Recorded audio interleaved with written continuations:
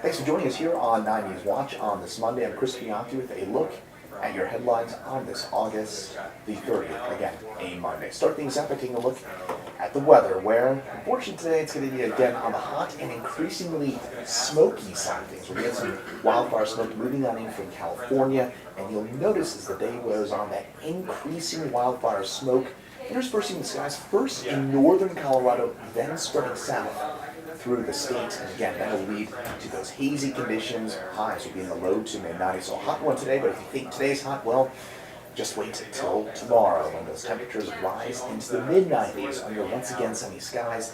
And it will stay sunny until Wednesday, but huge changes ahead by the mid to end part of the week. And that is all thanks to, in part,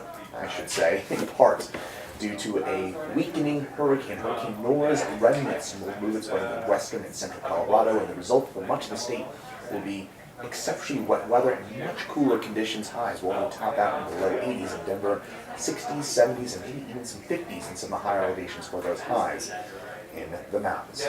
Now, the big story nationally, at least in terms of weather, Hurricane Ida, which battered Louisiana with 150-mile-an-hour winds and made landfall in southeastern Louisiana back on Sunday. A dozen volunteers from Colorado and Wyoming are already in the area to work with the Red Cross. They tell 9 News reporter Mark Salinger that they are prepared for the worst. On a warm, quiet day in Denver. Every deployment and every disaster changes you a little bit. Somewhere far different. We've been told to expect the eye of the storm to come directly over Baton Rouge. As Hurricane Ida slams into Louisiana, volunteers from the Colorado and Wyoming Red Cross are in the path of the storm, prepared for whatever comes next. We're ready to go. Andrea Carlson is one of those volunteers. When everyone else is getting out, she's flying in. Yesterday, when we got off the plane, it was a parking lot on the interstates of people leaving town and going towards Texas. For now, the dozen volunteers deployed from Colorado and Wyoming will focus on sheltering evacuees. After the storm passes, they'll deploy to the hardest hit towns and neighborhoods, with more volunteers coming soon. We'll see what happens when the sun comes up tomorrow and see where we need to get in and start providing services to communities that were impacted the most. If a Category 4 hurricane wasn't enough to contend with, volunteers are deploying to an area with one of the worst COVID situations in the country. Some volunteers are now helping virtually, providing things like mental health services over video chat instead of being there in person. This allows individuals who still are very nervous about leaving their homes or getting out in public to still provide support and services to those individuals who need it most and to be part of our mission.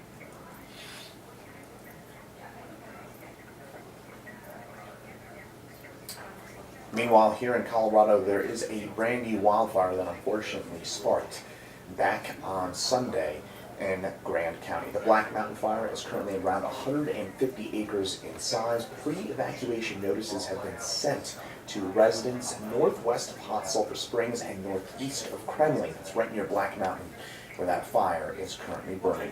Fire conditions, unfortunately, do not look great today or tomorrow, with those hot and dry conditions expected to continue, but by Wednesday night into Thursday we will see some relief in the form of heavy rain moving in for those 2 days, but unfortunately that could also come with a flash flood risk, so keeping an eye on the new Black Mountain Fire in Grand County.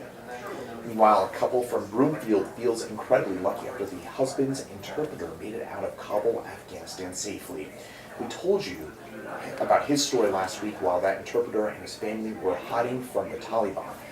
9 News reporter Kelly Renke spoke to them as they anxiously await to call Colorado home.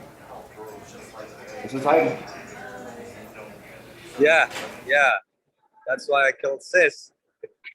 Scott and Heidi Henkel prayed for this call, a moment that didn't seem possible a week ago. Of all the missions we've been on, you executed the most important one flawlessly. So congratulations, and I'm so proud of you. Ahmad Siddiqui was Scott's interpreter while he served in the U.S. Army in Afghanistan. The latest mission to get Siddiqui out of Kabul meant life or death.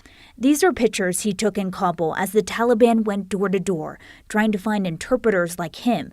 He wasn't safe. Neither were his wife and 4 kids. Humanity has a level. There is no level with Taliban. The journey to the airport was too dangerous until he got some help from a U.S. Marine. And once we crossed that fence, I was thinking like the whole world was moved from my shoulders. They flew out of Kabul to Qatar just days before the attack outside the airport. Siddiqui says it happened at the same gate where he found that Marine. And I pray more that that soldier who grabbed my phone is still living and he would live long and long and long. Siddiqui feels grateful to be alive and safe with family in Italy, a step closer to reuniting with the Henkels in Colorado. I was faking the keep your chin up, we can do this. Because in the back of my mind, I had kind of already resigned myself to know that my friend's going to die. He feels very thankful and relieved, but also he knows that those who are still left behind are also worried about that as well. We feel extraordinarily blessed to be one of the few and one of the lottery winners. This impossible mission could feel complete soon when they get to say hello in person rather than over a phone. Because you are family to us. Thank you, sister. Thank you. Thank you. I know.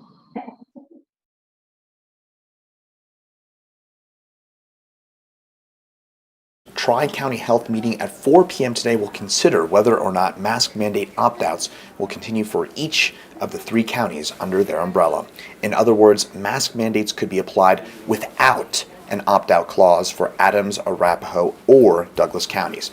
Adams and Douglas counties opted out of Tri-County Health's mask mandate for schools earlier this month, and Arapahoe County is set to consider whether or not to later on today. As we continue our classroom comeback series, we look at a charter school in Denver that's a first of its kind.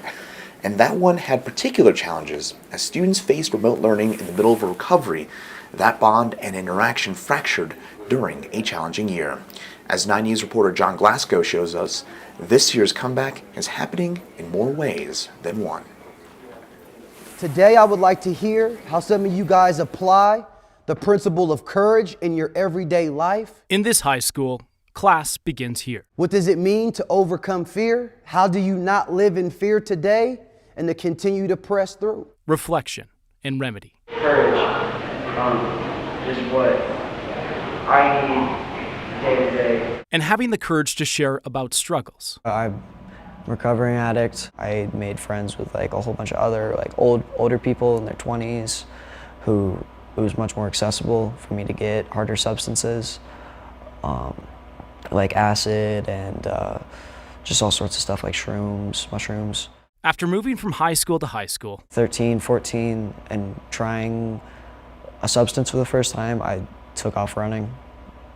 I mean, it all started just from a big wave of depression. Ollie found his solace in sobriety here. Here, we like to teach our students how to learn how to live without substances. Keith Hayes is the director of recovery at 5280 High School, a place where a handful of students come to learn, to heal. It's about connection, and recovery is about connection. And we have to be here for one another. A bond, only so strong, a pandemic can pull it apart. When we had got thrown into stay-at-home order, I ended up relapsing at home just because I was so isolated, and I didn't do any school. For Ollie and others at 5280 High School, the return to the classroom is different than most. I'm actually looking forward to tomorrow, which is a big difference, which is something that I never did. It's another month of staying sober. Everybody has to have their own bottom. Everybody has to be beaten into a state of reasonableness, as we like to call it. And once they're ready to have that, be humble and be willing to open up. That's when you really get to see their life change. Connection through the power of a classroom. I think without 5280 and my sobriety, I would be dead right now. I love you guys. John Glasgow, 9 News. Popular Avalanche campground in Pitkin County for Labor Day weekend. Unfortunately, you're going to have to camp somewhere else. A bear destroyed a tent at the campground recently, and as a result, local rangers are closing off the campground through Labor Day weekend due to what they describe as emboldened black bears. No one, though, was hurt in that incident, though that sounds a little bit on the scary side. A Lakewood Paralympian is hoping to add to the U.S. medal count at the Paralympics. D'Evelyn High School grad Beatrice Hatz will race in the preliminary round of the 200-meter. As Jaleesa Irisari shares, she'll have quite the cheering section thousands of miles away. In between the class lectures and homework assignments, students often figure out their dreams, and teachers like Olivia Schott get to watch. And she got it. As they achieve them. It's tremendous. Being able to celebrate someone as a member of the alumni population at Devlin is huge. But I think also a member of the Latino community is also really important for Colorado itself. In a sea of students, Beatrice Hatz has always stood out as one of the few Spanish-speaking students not afraid to share her culture or her resilience. When she was a senior, I remember she showed me her new blade, at the time competition blade, and asked me to sign it, and told me that she had Tokyo dreams, Paralympic dreams, and that was incredibly exciting to see 3 years ago. Hatz was born without a fibula. At 6 months, part of her right leg was amputated. Now she's at the Paralympics, competing in track and field. And on Monday, in the very room where Hatz watched Schott teach Spanish, Schatz and others will watch her. I have had RSVPs from a number of her teachers who have been following her, of course, on social media and in the Paralympic Games themselves. Inside a classroom where dreams often sprout, one student will teach all a lesson. No goal is too great. You can reach for the stars, and no matter where you land, it's going to be a success. Jaleesa Rosari, 9 News. And finally on this Monday, if you are a fan of the popular fast casual chicken restaurant Bird Call, you are in luck. A new Bird Call location is opening up in Cherry Creek at the Happy Canyon Shopping Center. This location will feature the chain's first double lane drive-through, a margarita and tequila bar, and how about this? Live music on weekends as well. So definitely going to be an interesting one. By the way, this is also going to be Bird Call's largest location with 213 seats available there in Cherry Creek. That'll do it for your top headlines on 9 News Watch right here on this Monday, August the 30th. Hopefully you have a great rest of your day. We'll see you right back here tomorrow. I'm Chris Bianchi, and again, have a great rest of your day.